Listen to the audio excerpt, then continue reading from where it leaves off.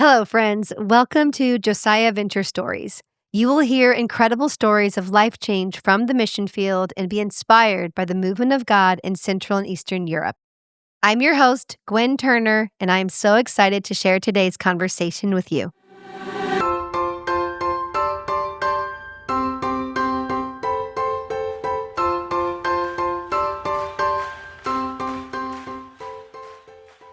Today on the show is Jonathan Norton, a short-term mission team member to Latvia. He lives in Mesa, Arizona with his wife, Karyne, and their 4 children, Silas, Garrison, Lydia, and Charlotte. Shout out to Jonathan's family. He first served Josiah Venture as an intern in Latvia in 2003 alongside current JV missionary Joe Brooks and has loved all that JV does in Central and Eastern Europe since. His church, Red Mountain Community Church, has been involved with the ministry in Latvia since 1998, and they have been sending multiple short-term mission teams every year for the past 15 years, which Jonathan has served on. He currently works at a family-owned insurance agency, which provides insurance and risk management solutions for Christian ministries. He serves as an elder at his church and volunteers in the high school ministry. He loves walking alongside students and pointing them towards Christ. Jonathan, welcome to the show. Hey, Gwen, thank you so much for having me. I'm so excited to be here. It is so crazy because I love the JV podcast, and to actually be here is something I never thought would actually happen, and it's so good to be on the show.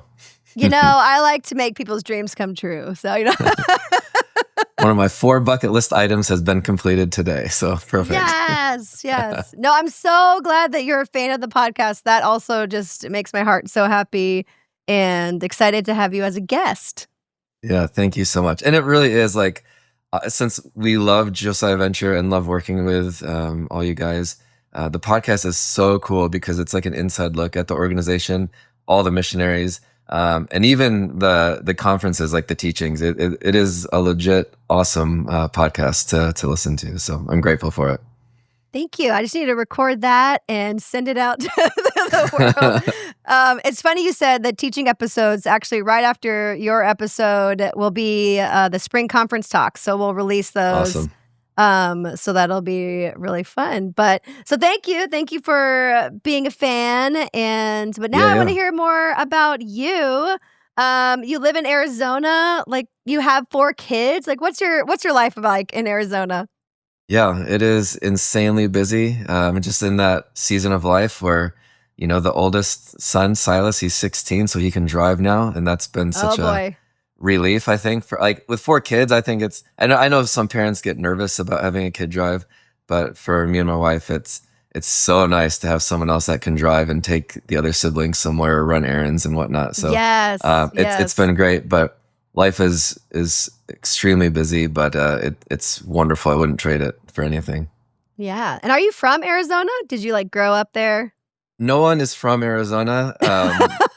We're all from somewhere else, and we've migrated. So technically, I was born in Chicago, but my family moved out when I was 1 year old. So I've pretty much Arizona as close as you can get. So yeah, that's right. I lived in Arizona once upon a time in Tucson because my dad was in the Air Force. So I know what Arizona is like. It's hot, but it's beautiful. It's beautiful. It's a dry heat, and it's I would take 110 degrees with 0 humidity than be in Charleston where it's 95 degrees with 90% humidity.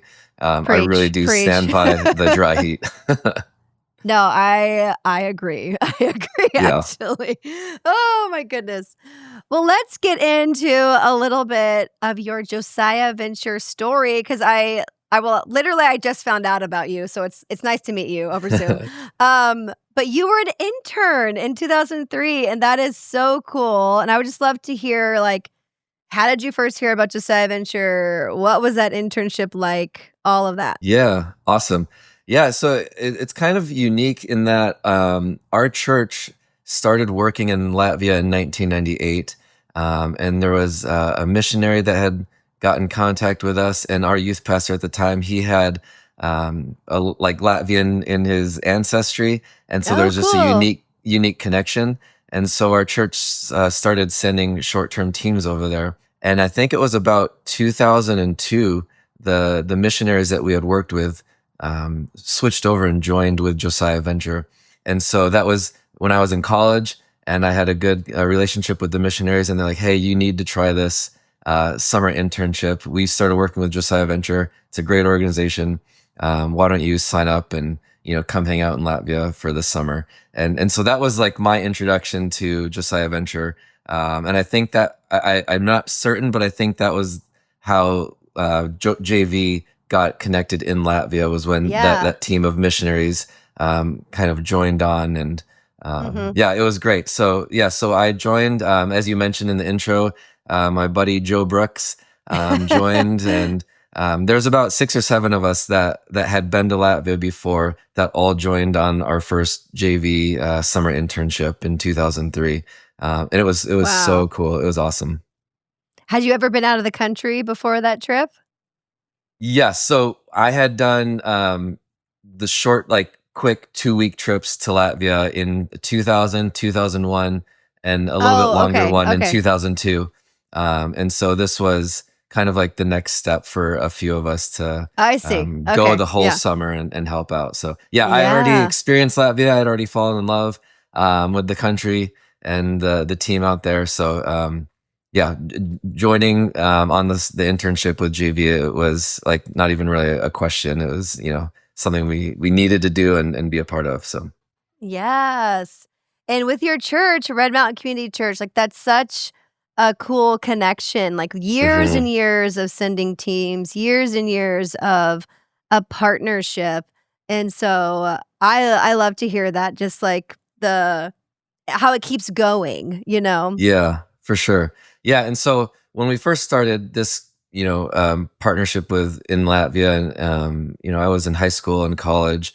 And then as I've gotten older, I've really gotten to see our church has such a burden for the local church, and maybe even like a conviction, like in all of our mission work that we want to do, we want to be connected to the local church in some way.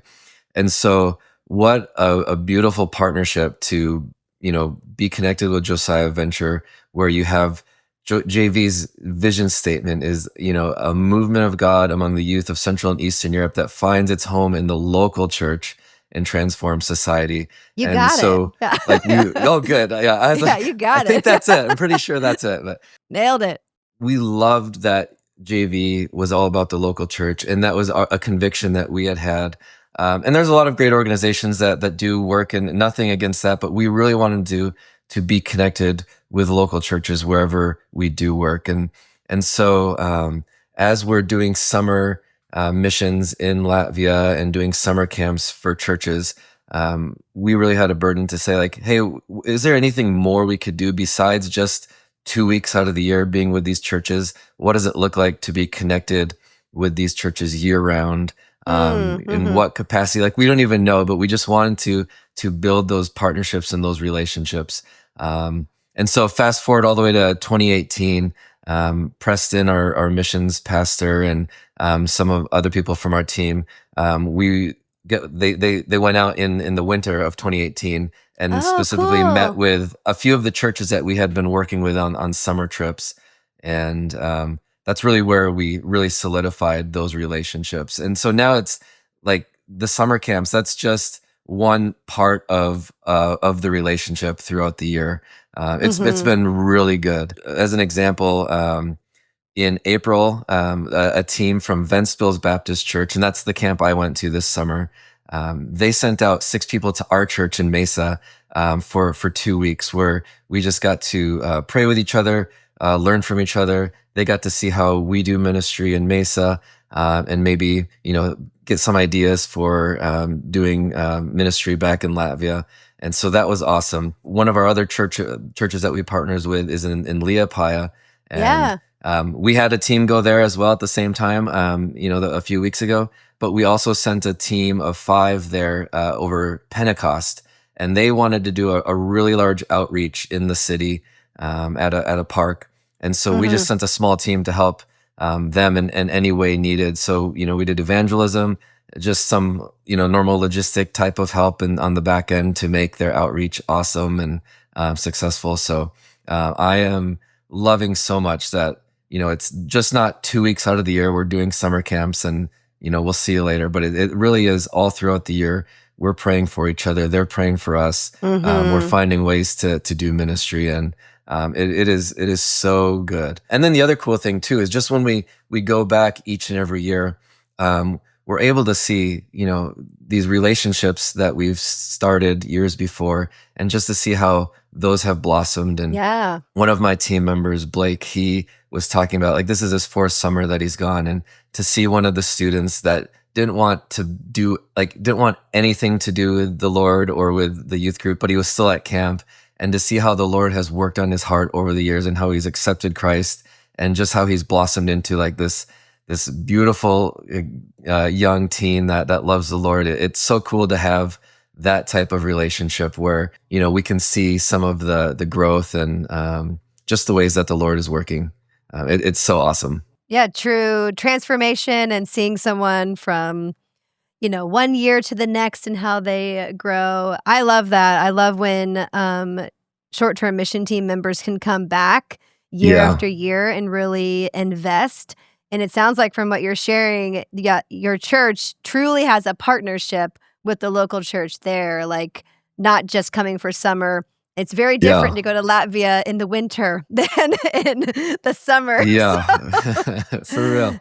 But yeah, and even the word partnership sounds like it doesn't do justice, because I feel like it's just like this brotherhood where we are a family. So when we go, when I went to Ventspils to work at the camp this summer, I'm nervous to say this, but even more than the camp, my favorite thing was just being with the church family on those Sundays to just see all the relationships that we built, not just with the youth, but with the parents and the families and the staff.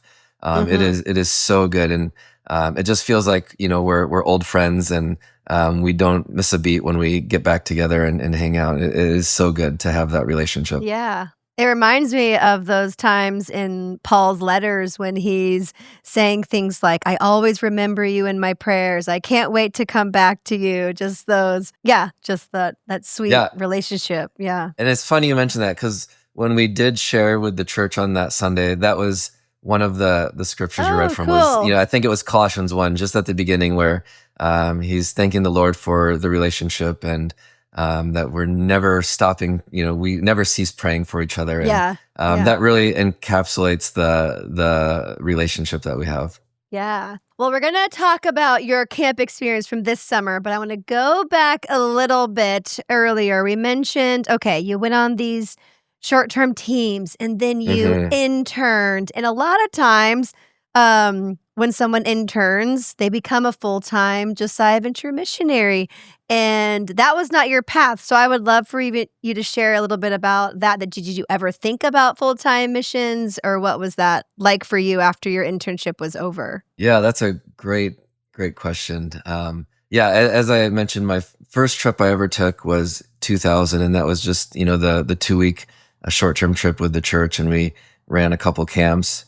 But that first short-term trip with my church really opened my eyes. As a high school student, it's not like, maybe you could say naive. You just don't know how big the world is, and all of the problems you're going through navigating high school. Like you feel like that encompasses everything that there is. And you still see how the Lord works in your own life. But that trip just really opens your eyes to how big our God is, and that he loves not only me, but he has his church all around the world that he's caring for and doing ministry. And so that was a really cool thing, especially, I think, maybe I'm getting old and this is more of like a Gen X type of thing or whatever. But when when I'm young and you think of what a missionary is, like you go to like this very like really exotic or extreme picture in your head of what a missionary is, or these far off remote places.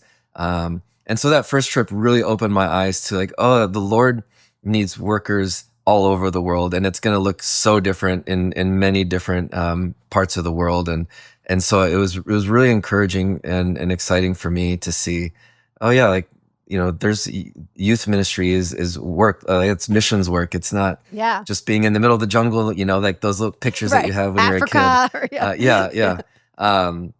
And so that opened my eyes a lot to that. And then, getting into the internship, I think the Lord really used that to teach me and show me, like, he taught me a lot of things. Summer camp is really fun. To me, that's a fun ministry. I'm involved in youth group at my church. I love high school ministry, and summer camp is like the funnest week of the year. We get to be with students, and the relationships that we built. It really pays dividends for the rest of the year as we disciple. And so what I was taught, like, as in my internship with JV, is, yes, we get to do the fun part of ministry, but I got to see a little bit more of, okay, once we leave, the missionaries and the pastors and the people that are there full time, they're going to be doing the really difficult ministry of, they're in the trenches during the school year, trying to walk alongside the students through all the ups and downs. And so we're just here for a brief moment and getting to experience, like, the really fun part of it. So the Lord really taught me about what it means to do, like, discipleship, and what it means to walk alongside someone, and that we weren't necessarily the heroes and the ones making all the real deep impact. Yes, summer camp is so important, and we're sharing the gospel, and people are coming to know the Lord for sure. Like, that discipleship process is really intense, and it takes a lot of patience and love and perseverance, nurturing, and all that. caring, tending. And so, even though I was, as an intern, we're still doing the summer type of activities, it gave me a better look at what full-time ministry looked like. I think in any part of the world, right? Even if I go back at home, what discipleship looks like, or what it looks like to be a missionary full-time. And so, as being a JV intern that summer, I didn't end up becoming a full-time JV missionary. And there was a lot of different things in life where the Lord had led throughout that.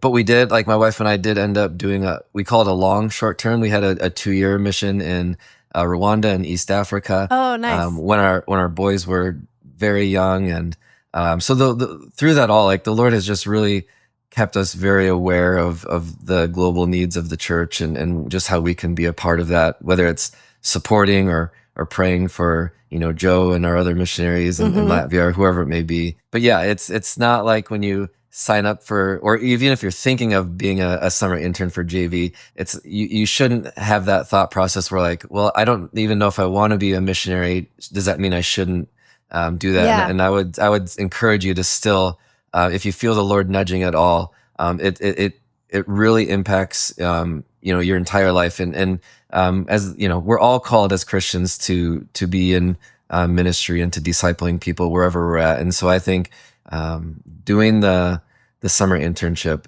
really stretches you and challenges you, and the Lord uses that to grow you. And it's totally worth it to do that. Yeah. Yes, it is worth it. And I really like that you said that, because it's not the goal, because that was maybe a leading question. Like, now, did you become a full-time missionary? Yeah. Like, that's not the goal. Like, the goal, like you said, is to cultivate more of a heart for discipleship. And I love that you had that experience. And then now, even in your normal life in Arizona, with your family, you have a heart for discipleship and a heart for young people, and that's just really cool to see. So amazing. So then, when did you start going back again for short-term mission teams? Yeah, so like I mentioned, we were in Africa for a while, and we moved back to Arizona in 2015. Just a season of life. We already had our boys when we were in Africa, and then we had Charlotte and Lydia after that. So I actually went back to Latvia for the first time in last year in 2025.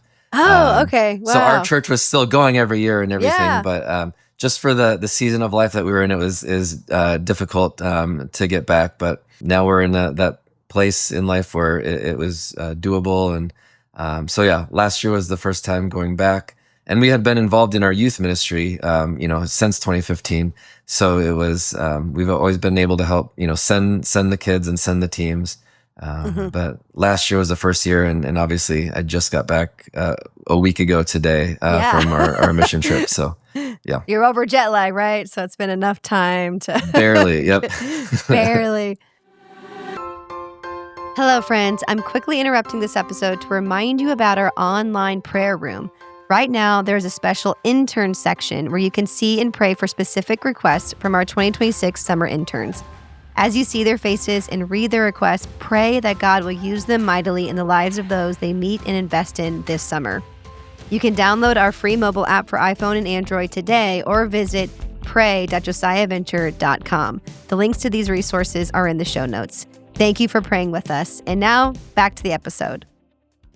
Well, I would love to hear how your church and as leading a mission team to come, what does that look like to prepare the team to come and serve for 2 weeks? Yeah, it's really exciting because we send a team of mostly high school and college age students that we're with. And it is so exciting to prep and plan because, again, our students absolutely love our summer camp that we do every year.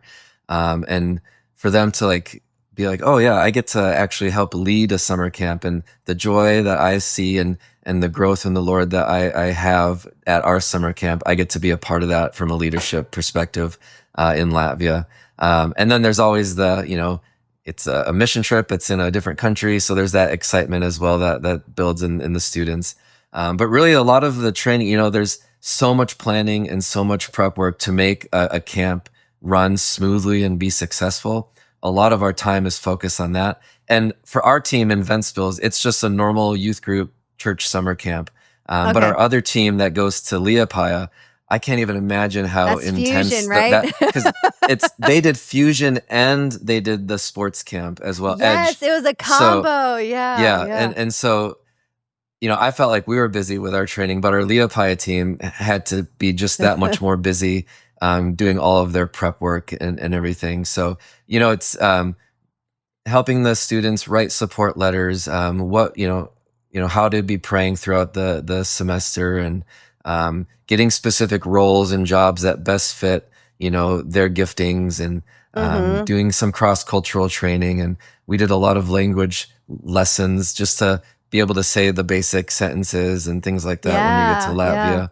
Yeah, and so a lot of that is just every month, maybe 2 or 3 times a month we're meeting and doing trainings and just getting all prepped to go. And then it happens and we're there and it's all goes so quickly. Oh, I know. It's like from arriving at the airport and then you're wait, why are we back at the airport again? That was so quick. Yeah, it's so fast.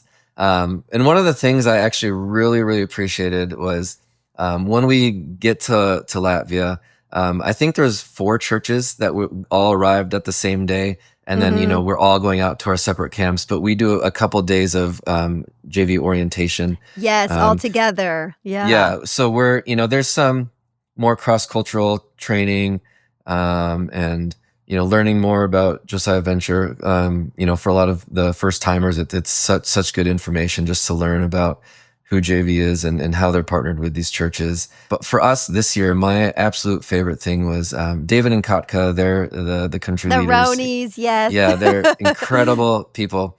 They are. And like I said, there's so much prep work and planning and all of these logistics that go in place to make the camp work. I was so grateful for Katka that she, for part of our orientation, she shared some devotions, and she was in John 15. And, it's, I am the vine, you are the branches, whoever abides in me and I in him, he it is that bears much fruit, for apart from me, you can do nothing. And that was so good for every single person in that room on our team, because we get in this mindset of we have to have these things ready. We have to be prepped and planned for that, where it can get really easy to forget about Jesus, he's the main thing. And so just to make sure our minds were just reoriented back to the Lord, and that, yes, prep work and planning, that's all very important. We want the camp to go smoothly and it helps the kids have a great time that are there. But ultimately we want people to know and see Jesus and feel his love, and see his grace and mercy. through the words we say, but also just through our actions and our time there. And so that orientation was so good for me and for the team, in that it just made sure we were focused the right way, and bringing everything back to the Lord at the end of the day. So even if things might not be great, or some, things might not go exactly to plan, kids are still going to have an amazing time, and they're still going to see how good Jesus is by by the team that's there.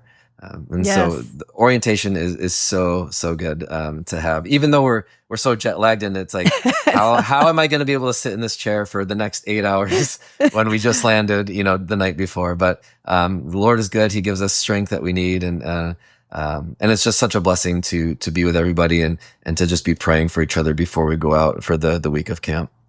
Yes, and that's always significant too, to be there with other short-term teams that are going off to different places and things like that.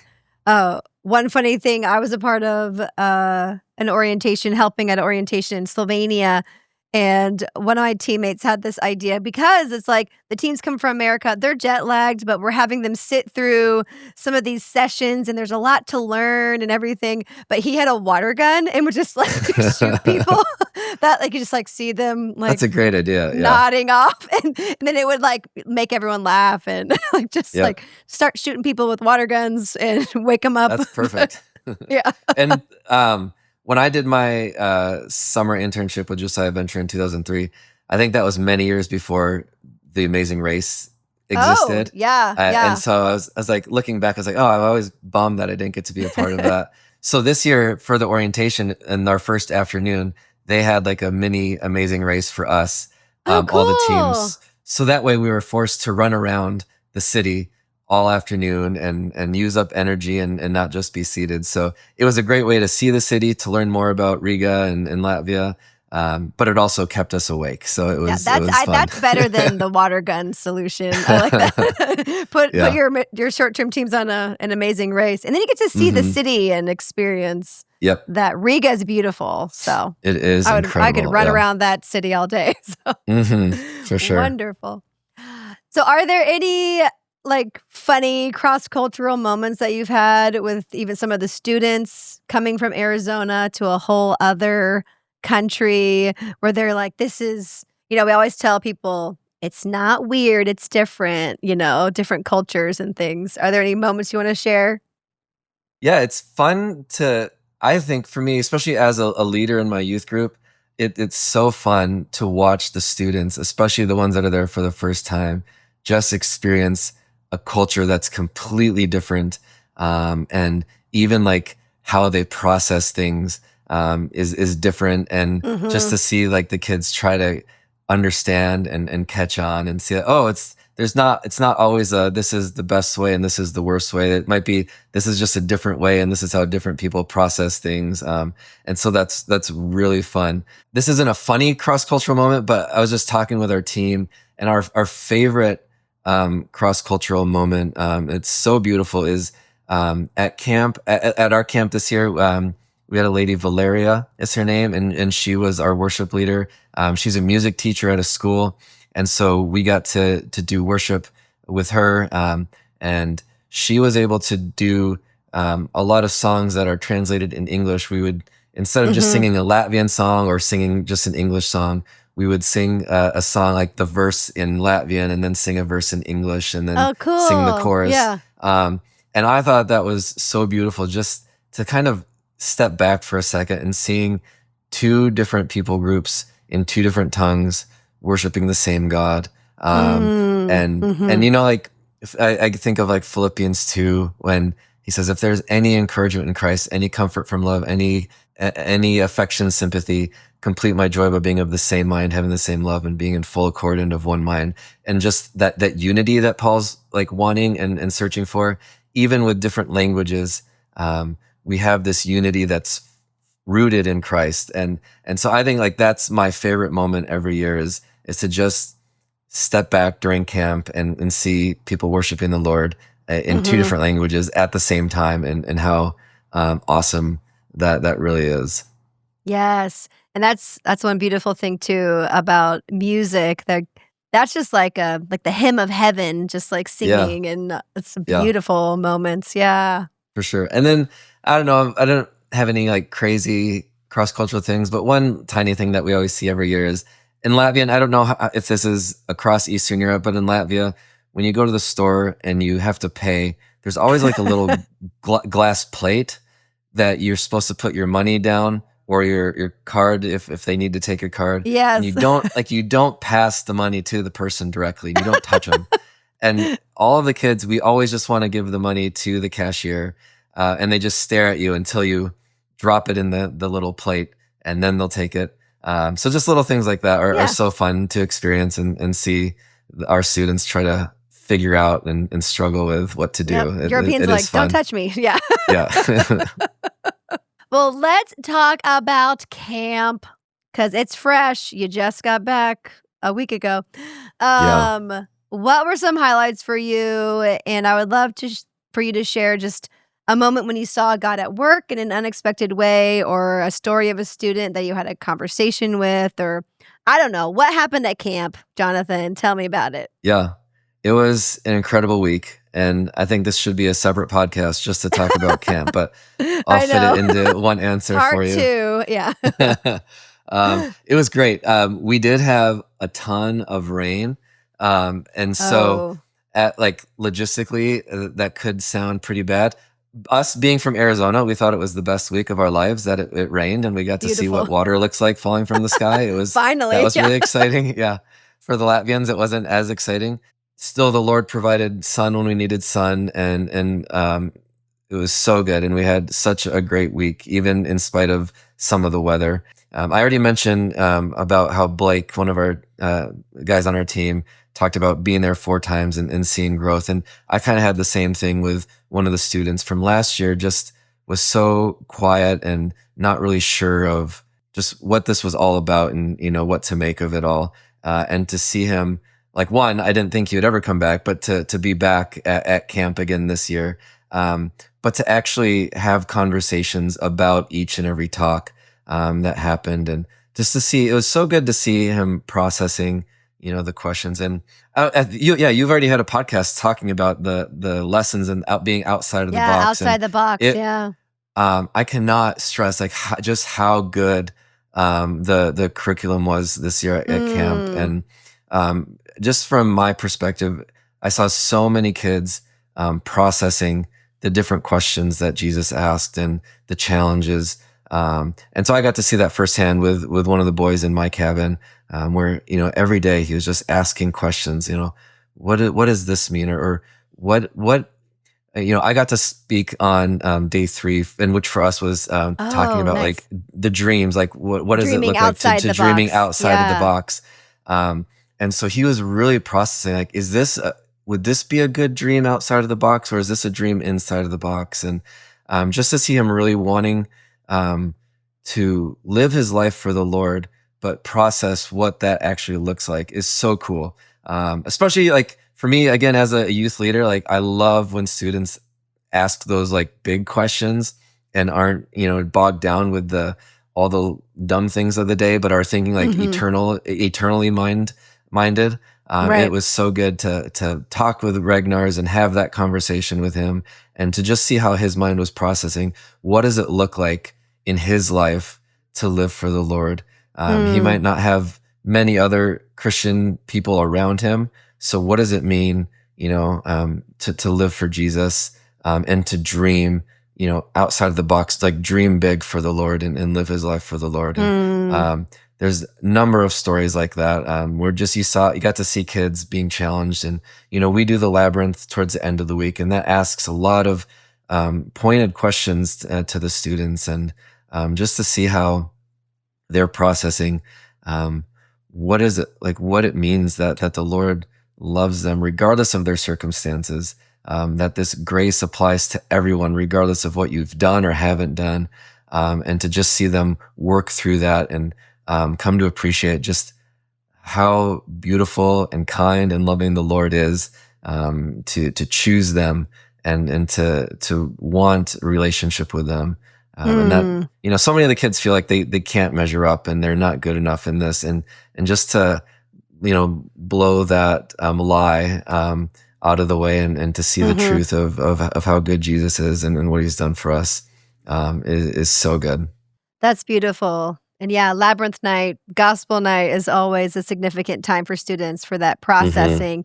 And like you said, they might be thinking about some of these bigger life questions in more in depth in a way that they might not have before. And so, and then you get to have some cool conversations with people. Yeah.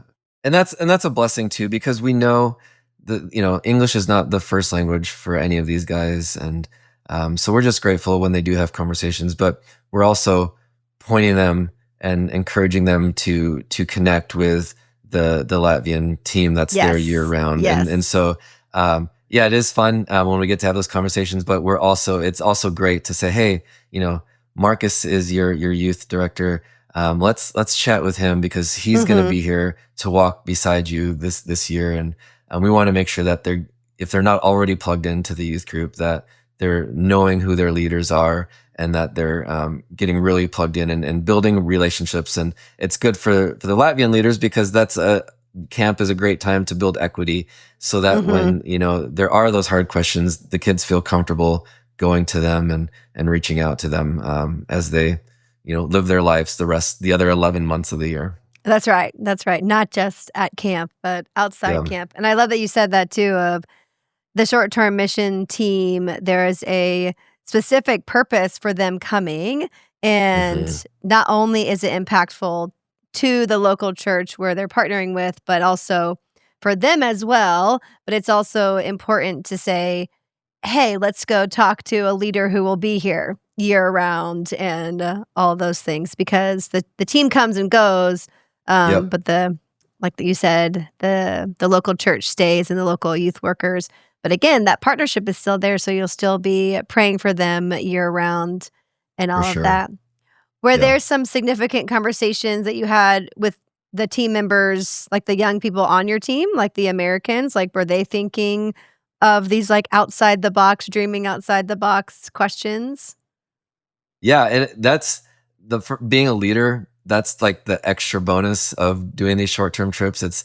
We're not only there for the summer camp and working with the students in Latvia, but we also get the bonus blessing of like I'm also leading these students and helping them process not only like what's being taught, but just like this is a really big event in their life to go overseas, significant, and to be stretched and having to rely on the Lord in ways maybe they haven't had to before. So it is so fun to have those conversations with the team. Like, what does it look like? Like, we can get in autopilot sometimes and just like the mundane daily tasks of, school, homework, maybe a job, sleep, school, and we forget about the big picture and like what we're called to do. So it's great having those conversations, but those are also things that like we're having over the next couple months with the team, where we do a great JV debriefing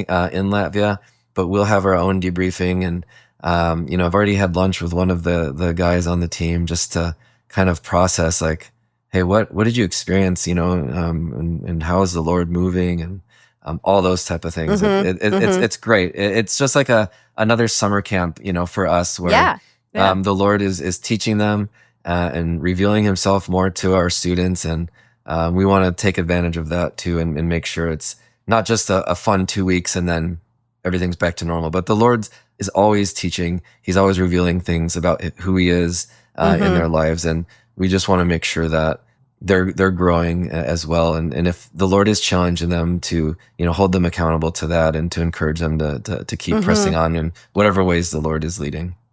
Yes, he's always working in our hearts. And I just love thinking about how God like knows all the things that are happening, at a camp. He's working in your heart as a leader, in the heart of one of the American students on the team, and a Latvian student's heart. And anyway, it's like all these hearts are being touched and impacted in significant ways. And then your own heart is being impacted as your well. Own heart. Yes, it's just like, Yeah. So much good stuff.